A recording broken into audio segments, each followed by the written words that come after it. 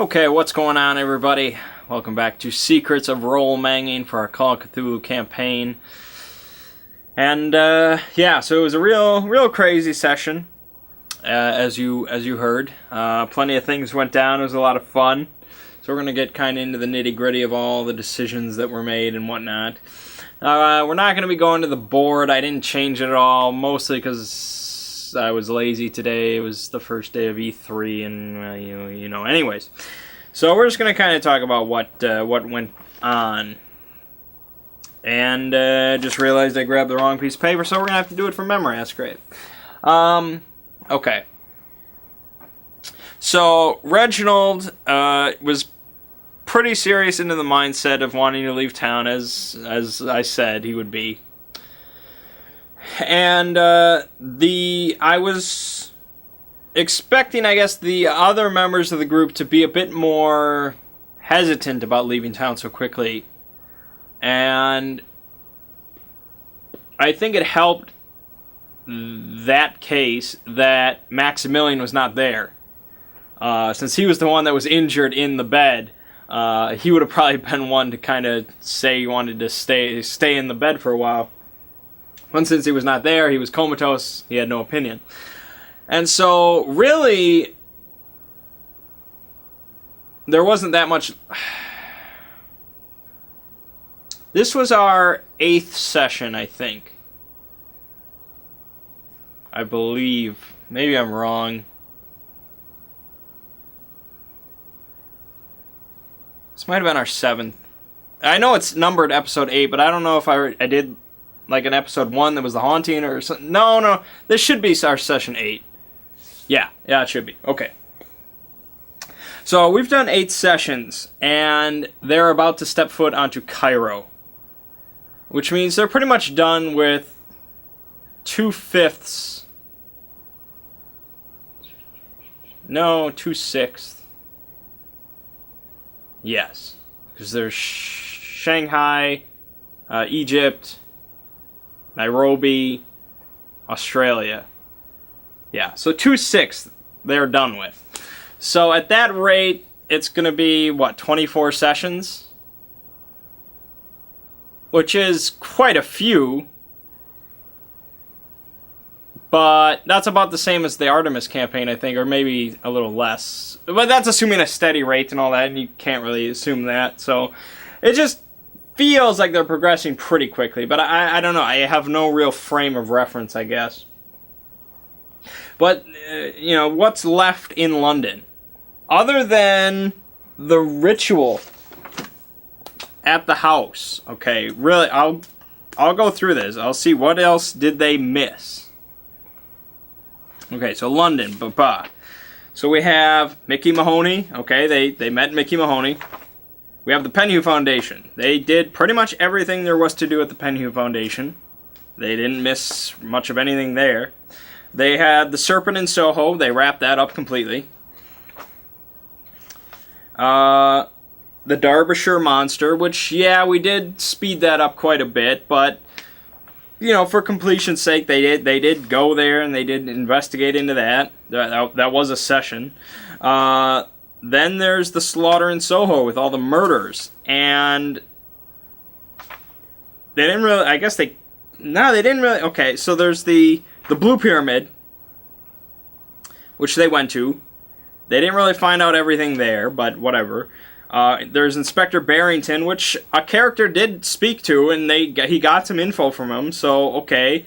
Then there's the shop of Tufik Al-Sayed, which they cleaned out pretty much completely.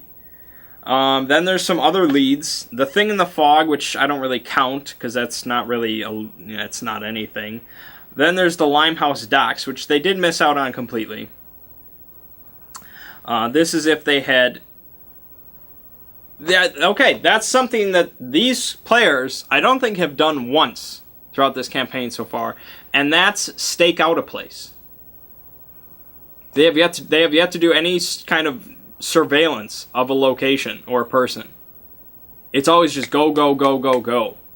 And so yeah, if they had kept watch on the Penhew Foundation, they would have seen a truck park at the place and then leave. And if they follow the truck, that leads to the Limehouse docks, and there's a bunch of stuff there, including a large freighter of Chinese registry, and there's a bunch of stuff there. So that they missed out on completely, but okay, they're not going to get everything.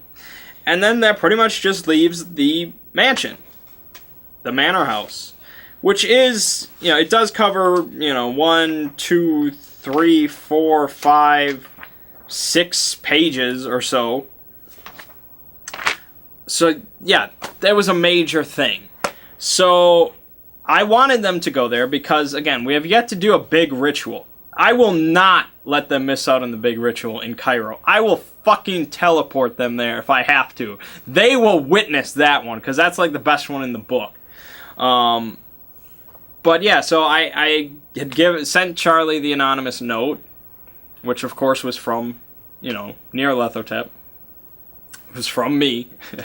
And I just hope they took the bait. Now, if you remember, last time I discussed that they knew it was going to be dangerous. They knew this was possibly a trap, or it wasn't going to be a good deal. So it's going to be, they probably won't take the bait. And I knew that going in. So a lot of the session, while they were doing all their little discussion, was me kind of contemplating whether or not I wanted to push it. Whether I wanted to put another step in that either strongly incentivize them or force them to go to the ritual. In the end, I decided against it because there was enough going on, and I didn't want to be that much of a dick yet.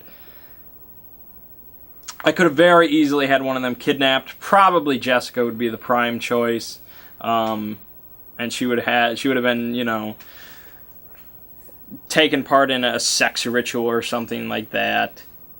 And they would have gotten another note saying, she's been taken to Gavigan's estate.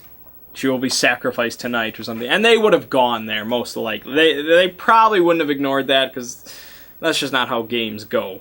So that would have gotten them there. But then I have to deal with potentially, most likely, killing off this brand new character, which I'm a little squeamish about still.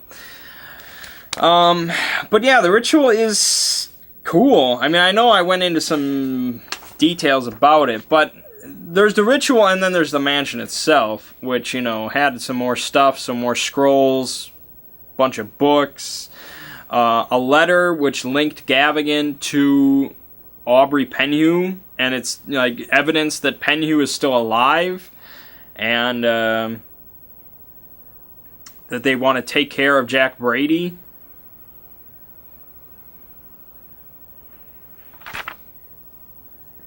But it also would be very dangerous. Maybe not physically, but definitely mentally. I mean, just witnessing one of these rites. Like, okay. I mean, I guess it's not it's not like The Mask. The Mask is worse. And if you were paying attention, you heard that everybody failed their sanity rolls for The Mask this time. I was so glad. It made a big comeback.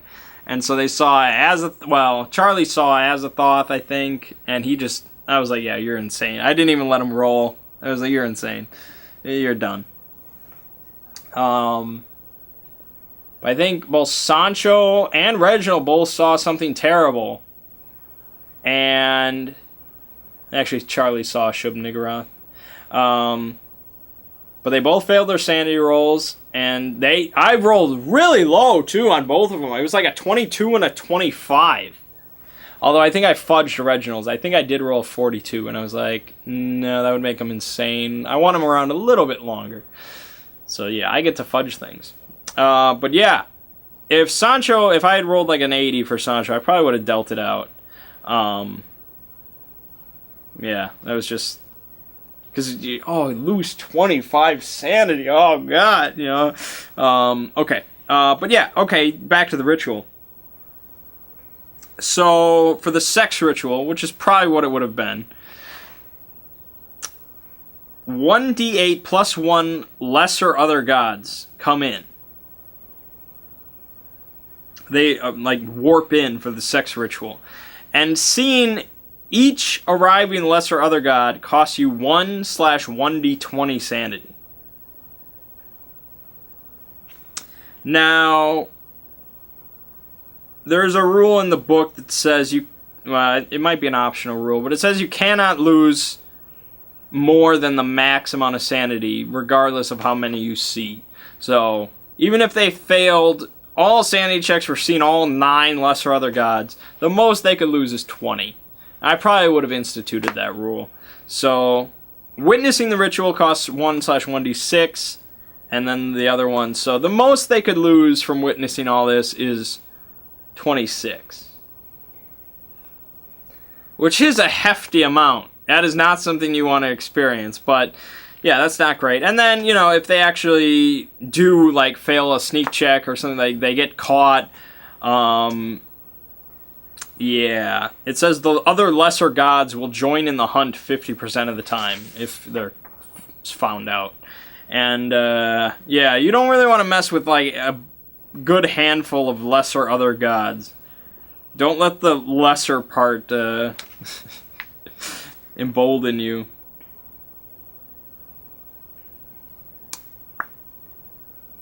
Doesn't really say how many spells they know.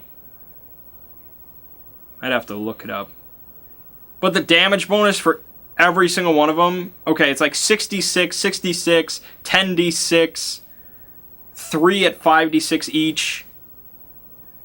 They have like 96 power. They each have like 80 health. Like, these things will, you're not going to take one on. And that's not even counting all their spells, which they would just blast you away. So, yeah, if you're caught at that, you're probably dead. Assuming they join in the hunt. Even if they don't, let's see, how many does it say actually participate?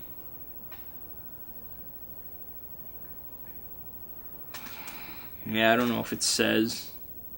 It's gotta be a good number of them.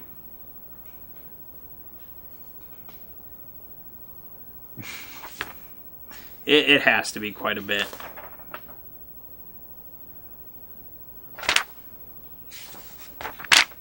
Not as many as the one in Egypt, but...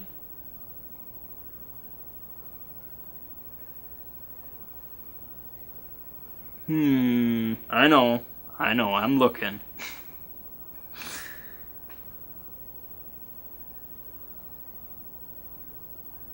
Okay, well, so there's Tufik and Gavigan, assuming they're alive. There's 10 cultists that work at Gavigan's estate as butlers and maids and stuff like cooks. And then Tufik brings 24 from the Blue Pyramid for the rites. So that's, 36 cultists? And I'd be nice, I'd round it out to an even 40. So, yeah. You got 40 cultists there. Assume there's no crazy beasts. None of them have firearms, so you got an advantage there. But Tufik and Gavigan are both very powerful spellcasters. So, yeah. You would need a police raid. Which I discussed already. But yeah, it's a cool ritual. For me, I guess, I don't know how cool it is for players. Because it's just like, oh, sanity loss, death, oh. I guess it depends on how well I could describe it. It seems like one of those things, like, I would write up beforehand. Just like a long description. And there might be one on the internet that I could find for each of the rituals. The book does not... The book kind of describes it in very colorless language. Well, here's the sex ritual description. The preliminaries are short, for the foul gods are unwilling long to delay perpetrating obscene and sickening acts upon their victims. Captured men and women are shackled to the steel and staked to the ground nearby. Female cultists dance around them in a lustful frenzy, while male cultists dutifully wait. Once the other lesser gods are satiated, they return to their plane of existence. Though these deeds do not immediately cause the death of anyone, viewers cannot fail to be appalled. That's pretty much it. I mean, obviously, I guess it shouldn't... I don't expect it to go into grisly detail, but... you could write something out without going into grisly detail, but it would still be longer than that. But, yeah. But I guess the point is, now, okay, so these murders are still going to continue. You know, that's not going to stop. The police are never going to solve the case, especially with Barrington dead. So they didn't solve it at all. They did not do anything about it. Reginald knew Gavigan was the one in charge. The others probably strongly assumed that at this point. And they just, whatever, they left the country. So for me in the background, it's like, okay, what's the progression then of this? And I think in the companion it talks about how Gavigan can basically fill the slot of any other very important member of the opposition. And I know I have yet to talk. I guess this would be a good time to talk about the overarching plot. What is the end game here? You know.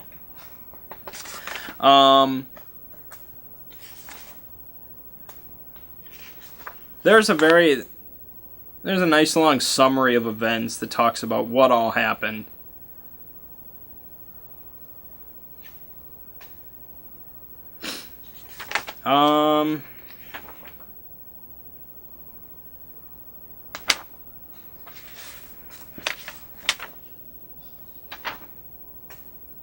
Okay, I'll sum it up myself. I can do that. All right, so it's of course about Nyarlathotep. And now for the, as written, Nyarlathotep is a very dark god, and he wants to take over the planet and bring in all the other outer gods and destroy humanity. We know better than that. We know that Nyarlathotep is just having a big game of things. And so he decides to cook up a new game.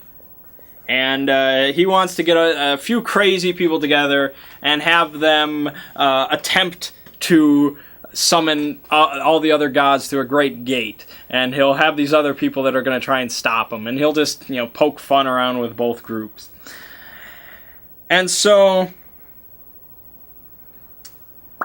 Gulk Nyarlathotep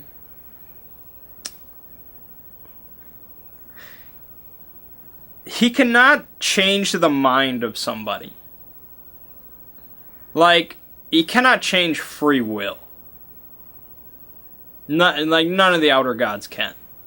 I still accept that, because then, if I didn't accept that, then that would just kind of completely invalidate everything. And so, for now, I'll accept he cannot change human free will. That's beyond his ability. Now, he can do many tricks, and he can strongly incentivize, he can destroy your mind, and, do all sorts of things like that. But,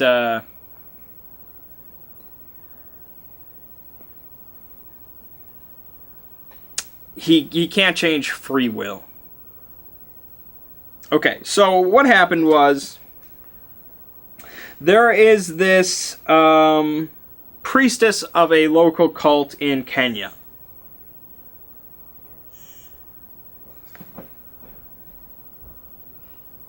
And her name is Moweru. And she is the kind of African woman that a lot of people mention when talking about Carlisle and stuff. And so she is a priestess of a cult dedicated to the god of the bloody tongue, which is, of course, Nyarlathotep. And they do rituals all the time devoted to attempting to summon the god of the bloody tongue.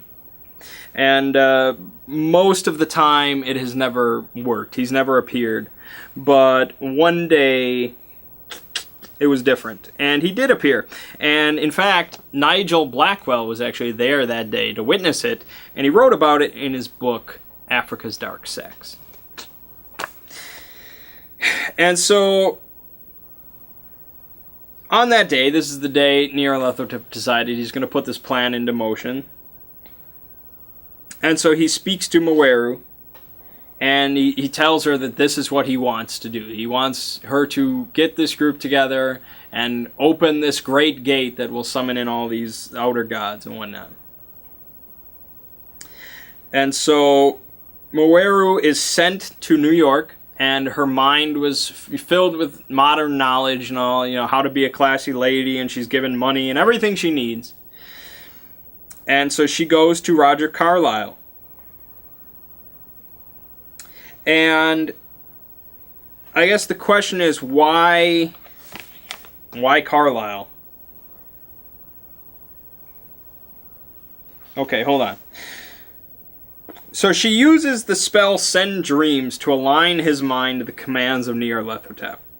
And encouraged by Mweru, Carlyle forms an archaeological expedition in accordance with the dreams he receives.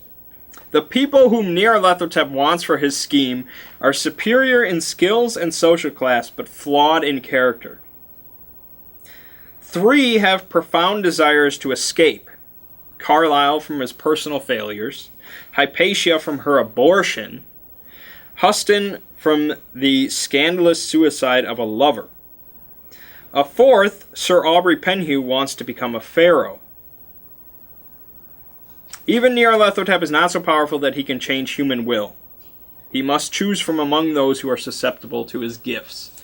Reginald Steinway. Okay. So, she gets all these people together that are easily corrupted. They're all very weak-willed, basically. And then Sir Aubrey Penhew comes along because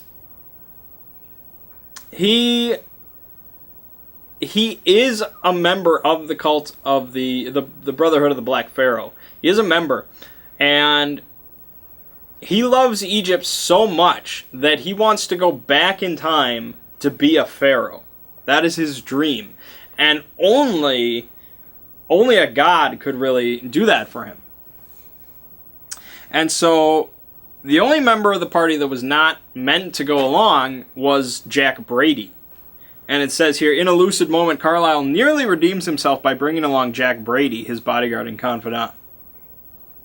Brady proves to be extraordinarily intractable to the will of Nyarlathotep, to the wiles of Mweru, and to the wicked death plots of fanatical cultists. So, Jack Brady is the only member of the expedition that the investigators are actually going to want to find to get help from. He's a good guy. So, yeah, we'll talk about that much later. Okay, so yeah, Brady is a good guy. Everybody else, though, is very corrupted. And Carlyle quickly goes insane. And he would have been killed. He would have been killed off because he's no longer useful. But Jack Brady actually rescues him. So we'll talk about that again much later. The other 3, though. 2 of them are definitely evil and will definitely hinder the investigation at any point they can. Hypatia, however, is more of a victim. And basically, she's been impregnated with Nyarlathotep's spawn. And so if she's allowed to give birth to that, that's very bad. Talk about that later again, but yeah. So the other 2, Aubrey and Huston, are insane, but they've made deals with Nyarlathotep. They intend to keep him, and so they're going to do everything they can to make this great gate open. And it's actually, again, this is a brilliant campaign, but the Great Gate needs 3 points of contact to actually open up. One of them is in China, or off the coast of China. One of them is in Africa, near Nairobi. And the 3rd is in Australia. If any of these 3 points are seriously hindered, or destroyed or whatever, the Great Gate cannot open. And that's basically how the investigators win. So they don't have to go to every single location. They do not have to go to all 6. They really only have to go to one of the key spots and seriously stop it. But that's not easy. And So basically, the point that I was getting to way back when was that Gavigan can replace any member that's very important at either of those locations. So Penhu is in China, Huston is in Australia, Moeru is in Africa.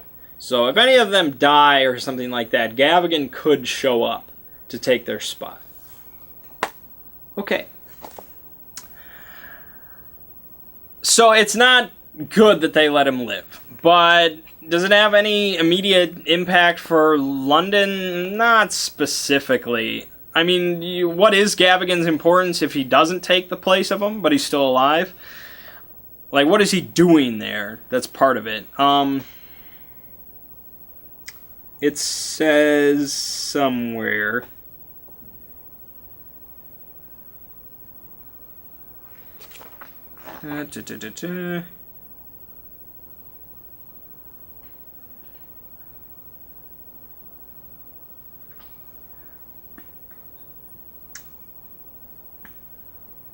yeah, well, he's basically just taking over for Penhu in London, but he's also sending a lot of spare parts to Penhu. He's sending shit to Shanghai. Parts for a very important machine. And if they had gone down to the docks and found that big freighter, they may have found out about some of this, but whatever. They have some hints that lead to China, so. So yeah. There's not much I'm going to do with London. I doubt they're going to go back there, really. Not much is going to change there, but Gavigan could make another appearance. Way down the line.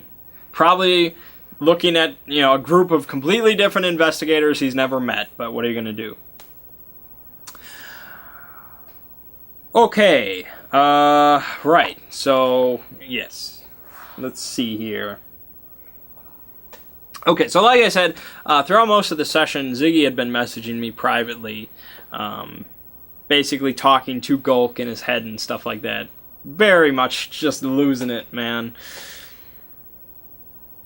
And so Gulk wanted to get rid of Charlie. I had mentioned that because once Charlie was gone, Gulk could come in person and be part of the group again. He liked that.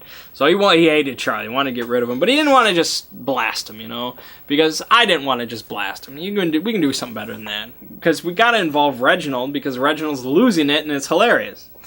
So Gulk messaged him. During the conversation, Gulk's like, well, if you get that mask, after he had given him the mask, he's like, if you get that mask on Charlie's face, I'll get you to Cairo, no problem. And Reginald's like, well, I'll think about that offer. And then, like, half an hour later, he's like, so if I get this mask on him, you'll get me to Cairo, right? And then Reginald sweetened the deal because, well, he was having trouble coming up with a way for him to get this mask on him because Charlie took the mask. He put it in his trench coat. So he would have to steal the mask and get it on his face without anybody else knowing. And I knew this was going to be difficult, so I was waiting for him to contact me again. And so he set up, he wants this epic duel in a epic location. And he's like, and we'll both just have silver daggers or something like that. Gulk's like, hell yeah, man. But setting up this convenience, because it is a convenience. As cool as that is, it would be much more funny for Gulk to try to see Reginald sneak in and do this all without anybody else knowing. That'd be funnier. So I did make him pay a price.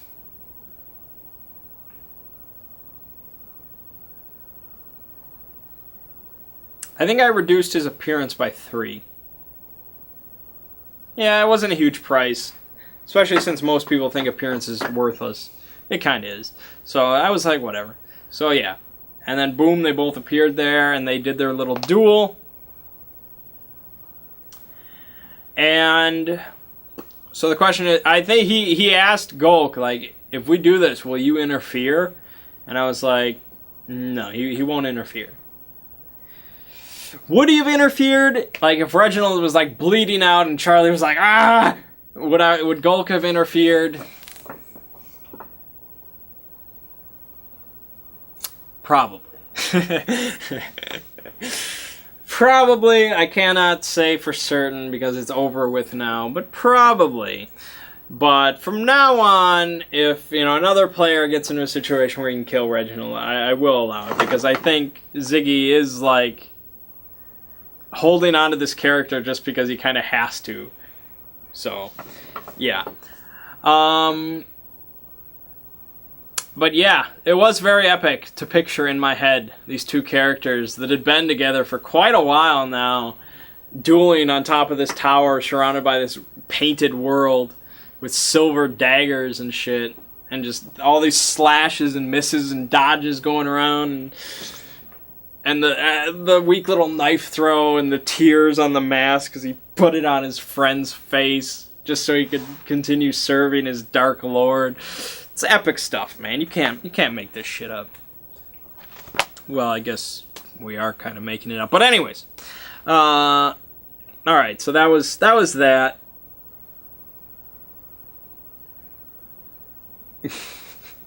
It's just, man, oh man. Like, I want to say this is how Mass of Nyarlathotep should not be run, but also I want to say this is how it should be run. Like, we're doing so much that it's just not at all from the book or any book or ever, so it's just like, man, yeah. Will it ever get back to status quo? If Reginald dies. That's good. I actually haven't thought about this. Because Reginald will die. Or I said, if you go down to 0 sanity, you'll have to make a new character. But Reginald will still be there. He'll still be part of the group, except I get to play him. And he is not of right mind. So that would be interesting. But if he does die, and Ziggy brings in a new character, what becomes of Gulk? Well, ideally, he's still part of the group. Because he's part of the group right now. He's a friend of Reginald's. And if Reginald dies, and Gulk's still here, it's like, well, we gotta continue for Reginald's sake. So, ideally, Gulk keeps hopping around like that. Hopefully trying to corrupt another person. Probably not Ziggy again. Yeah, I don't know if he'd go for that twice in a row. But, everybody could use a little help sometime from the man. So, but it comes with a price. So we'll see how that goes. I would prefer if he just went down to 0 sanity. I think that's much more interesting, but yeah. Okay. So, yeah, nothing really else happened in London. They made it out, really no problems. They had no problems with the forger. They had no problems with police. Nothing like that, really. And that was because I don't really find any of that mundane stuff that exciting. I'm sure some people find that interesting, and in a Shadowrun game, that's your bread and butter. But for this, I find getting to the new location, getting to the new stuff, getting into the craziness, that's where it's more exciting. I don't want them to dodge cops all the time and shit like that. Occasionally, it keeps them on their toes, so they're not just like, well, we can do whatever we want. There's no cops around. Don't do that. I'll kick your ass. But yeah, I don't. Happy medium. Yeah, so they got on the ship, and okay. So Reginald had the mask now, and he put it on. Reginald put it on. I think Ziggy put it on because he wants to get 0 sanity. He wants to make a new character, I'm telling you. He's role-playing it well, I think. He's role-playing, like, he's still sticking with it. He's role-playing it properly. But he's doing it, everything he can, to just make a new character. Because he can't just commit suicide. Gulk would never allow that. If he put a gun in his mouth and pulled the trigger, Gulk would just, it wouldn't happen. but it would shoot like whipped cream or something. But yeah, so he put on the mask, and we did it properly, and he did his sanity roll, and yes, I fudged the thing. He could have hit 0 sanity, but I was like, no, it'll be a heavy hit. 22 was still a heavy hit, but just enough to keep him going. And 22 was enough to give him the indefinite insanity. And when I gave him that, when I was like, okay, you're indefinitely insane, I was not thinking about what it was going to be. Like, after I said it, I was like, oh, God, what should I give him? And I was leafing through, I was looking at the phobias, I was looking at the, the chart and all that kind of stuff, and I was like, no, I can do something much better than that. Like, this is a special situation. We can make it special. And so, I'm trying to even, I think he saw Yog-Sothoth. Yeah, I'm pretty sure.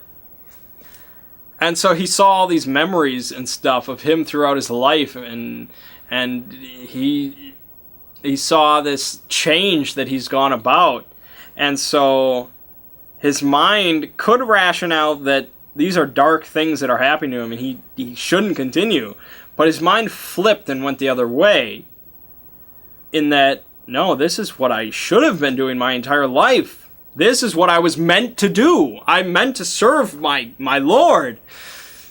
And so, again, nobody knows how the mind really works in situations like this. This is all kind of ridiculous, but it's interesting. So, sure, boom, that's what happens to your mind.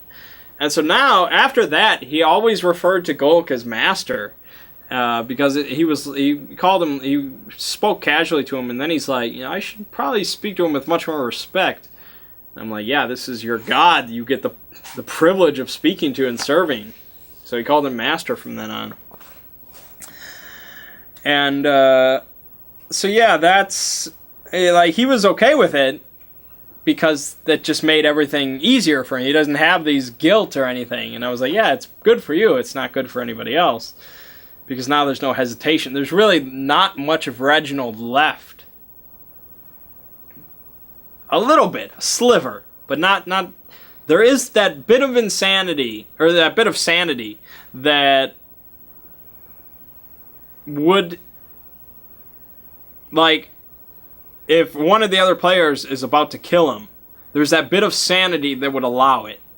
But if he's at 0 insanity and I'm controlling him, he'll just be like, Master! And just... So, I don't think anybody except me wants Reginald to hit 0 sanity. Reginald needs to find a way for another player to kill him before he hits 0 sanity. And that's going to be tricky. Because he's not going to just... Especially now that most of him believes in serving this guy. He's not just going to be run up to, Richard Blackstone, just shoot me! He's not going to do that. He's going to have to be better than that. And it's probably going to be Sancho, and we're going to have to see how that all works. It's a very interesting situation. It's just like, my God. Somebody should make a mini-series out of this. Okay. So then there was all the spell casting, all the spell learning, and I discussed that in the regular video, so I already said what I had to say. This is going to be a lot more spells than they're normally used to, and we're going to see how it goes. They are paying a price for these spells. They do have to read the book, and so they lose the sanity, and every time you cast a spell, you lose a big chunk of sanity. And most of these spells that they're learning are really lame and really stupid. Contact Darkness, or like Summon the Darkness, or whatever it was, that is actually the spell. I'll look it up here. You're going to be disappointed, or maybe you won't be, I don't know. Yeah, it's actually the spell to summon Neogtha. Neogtha is a minor deity reported to inhabit underground caverns on Earth. It may be related to Cthulhu. Neogtha resembles a blob of living darkness which may throw out black tentacles or pseudopods at will. Like, Who created this? Henry Kuttner apparently created this one. Like, they just throw these random ones in there that have no purpose. And it's just, they're so dumb. Like, look at this. It looks like somebody just, like, spilled coffee on the page. And so, to successfully cast the spell, you have to be in front of a cavern, in the entrance of a cavern that links to where the darkness dwells.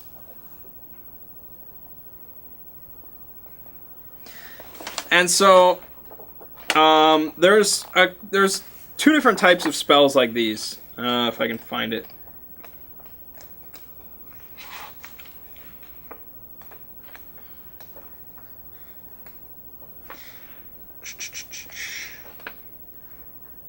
Okay, so first of all, there's the contact spells, contact deities.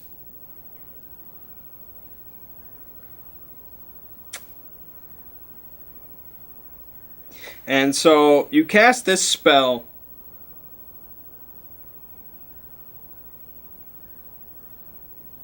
and the deity that, if succeeded, the deity will speak to you. He won't appear, he'll speak to you generally through dreams or visions or just, you know, something like that. Or he'll just speak to you in your head, something like that. And there's also then the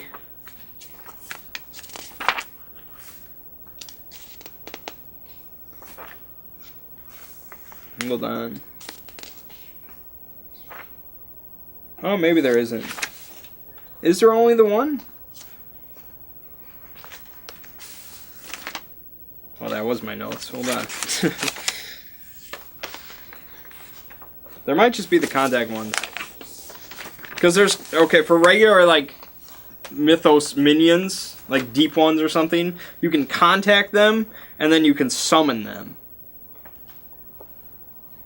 That might, for deities, it might just be contact.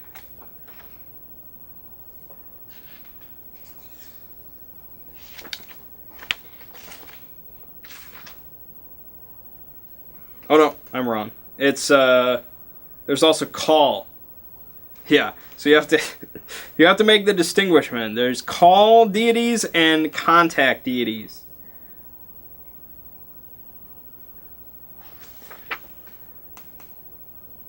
And call brings them to you.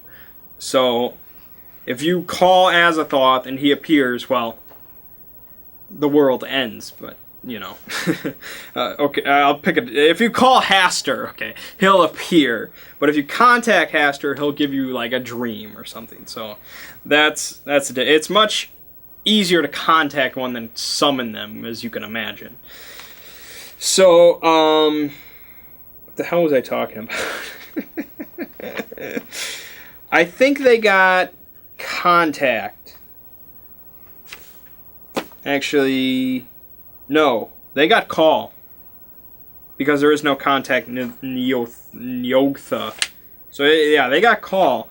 So, assuming they found a cave. If they actually went to a cave entrance out in the middle of nowhere and used the spell, I would say it connects to where the darkness dwells. Just because I want it to succeed.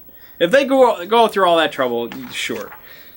Chances 98% chance that they will never cast this spell. I'm not too concerned, but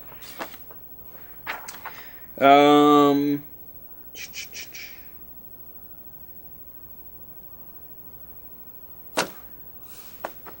yeah, it was Reginald that learned this spell. Yeah. Okay. So yeah, there was call, dismiss, Nyogtha.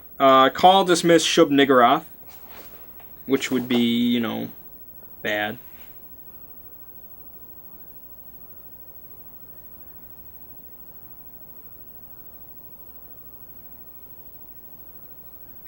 You have to consecrate a stone altar by bathing it in blood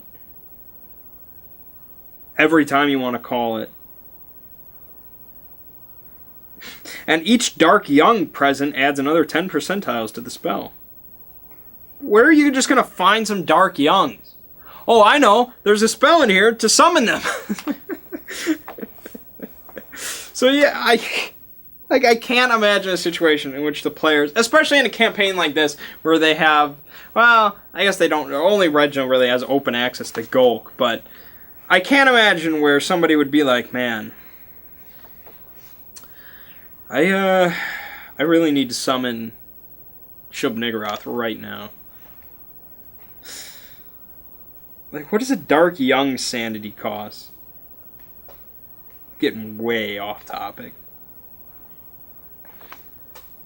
Okay, a Dark Young is 1d3/1d10. That's not too bad. Shub-Niggurath is 1d10/1d100. So, okay, so yeah, there's a couple call dismiss ones. Contact Ghoul, Resurrection, which is not really it's not what you think it is. The Destroy Physicality was, of course, Shriveling, which is a very nice one. Summon Bind Byakhee, Summon Bind Dark Young, and Vorish Sign. Vorish Sign is actually one of the most important spells for you to learn because it makes any other spell cast easier to succeed. So if you're going to learn a first spell, I would learn Vorish Sign because that assists with all your others.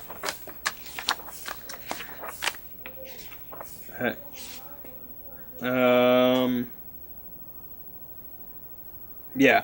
So it costs 1 magic point and 1 sanity point, but it increases the chance to cast a spell successfully by 5 percentiles. For some spells, that's dumb. But for other spells, maybe, it could be useful. That's useful for all, like, contact spells. And man, I'm getting off topic. So the Gaharn Fragments, that was Contact Chthonian, Contact Elder thing. That was the Child of the Cosmos, was the Elder thing, which they're never going to cast. Because what are you going to talk to an Elder thing about? Contact Shoot-A-Mel, and Red Sign of Shoot-A-Mel, which is probably the most important one from the book. Because the Red Sign of Shoot-A-Mel, as my books fall off, if I can actually take the time to read you this one. Red Sign of Shoot-A-Mel causes one or several victims to die horribly. The spell takes 1 combat round, 3 magic points, and 1d8 sanity points to cast. When formed correctly, a dull red symbol glows in the air as the caster's finger describes it. The sign's malevolent effects manifest around after its creation. Once formed, the sign must be maintained by concentration and the expenditure of 3 more magic points each additional round. All those within 10 yards of the sign lose 1d3 hit points per round, as their bodies quake and spasm, and their internal organs and blood vessels convulse. Those further... The caster must stand next to the sign and concentrate. The caster loses 1 hit points each round because of proximity. So if you could, like, stealth cast this shit, like, if you could get, like, above them, like, above a group of mercenaries and just be, like, signing this shit, and they're all just, like, spazzing and blood's running out of all their orifices and shit like that, it wouldn't take long for them to all die horribly. So, that's a pretty useful one, but it's not the most powerful one around. Now, the other spell that Reginald did learn at the end of the session was Fist of Yogg-Sothoth, as I mentioned. And yes, I know it's weird for Nyarlathotep to name this spell like that. Don't you want to know Fist of Yogg-Sothoth? But I had to. I think I may have described this spell before. I know I've used it before. Sathasa used it, I think. But this spell is so ridiculous to have. Like, once Reginald hits 0 sanity, I'm going to be using this all the time. Okay, so Fist of Yogg-Sothoth. Hits the target with an invisible blow of varying intensity. This spell costs a varying amount of magic points as well as 1d6 sanity points. See, once you hit 0 sanity, those sanity point losses don't mean anything. Because you're insane. Caster must be able to see the target. The spell takes effect instantaneously. That's the craziest thing. Like, a lot of these spells, including Shriveling, take 2 rounds. This is just like, I want to hit that guy. Boom, boom! Like, it's crazy. Each magic point included in the spell yields 1d6 strength of force. When this target is struck, match the rolled strength of the blow against the target's con plus strength on the resistance table. If the blow overcomes the target, then the target is knocked unconscious. Just unconscious. Whether or not the target is left unconscious, the target always is pushed away from the caster for a distance in feet equal to the rolled strength of the blow minus the target's size. You can also use this against walls and doors. So, okay, let's say you have an average spellcaster. Like, he's really mundane. He's got 10 magic points. He puts all 10 into the spell. He really wants to pack a wallet. And we'll say you get average rolls across the board. This is a real average situation. So this has 3 times 10 strength of 4, so 30 points of strength. Okay? We'll say this hits an average guy. Okay? So that's, he'll have 10 con and 10 size. Alright? So that's 30 versus 20 on the resistance table. Let's take a quick look. It auto-succeeds. Okay? So, automatically knocked unconscious. Alright? Then, as he's unconscious, he flies through the air. A distance in feet equal to the rolled strength minus the target size. So, that would be 20. 20 feet through the air as he's unconscious. And if he slams into a concrete wall or something, I'd probably just say you're dead. Like, I don't give a shit. You have no way of protecting yourself at all as you slam into this wall. So, yeah. And this was cast instantaneously. And that's with only 10 magic points, by the way. Yeah. Now, some of the spellcasters in the campaign have, 40 or 50 or 100 or 400. You want to get hit with a 400-point Fist of Yogg-Sothoth? There ain't going to be nothing left of you, man. Yeah, so I just had to give somebody that spell. And I guess it's best it goes to somebody that either will die soon or will be in my control soon, so. And then you can use that shit against buildings if you want.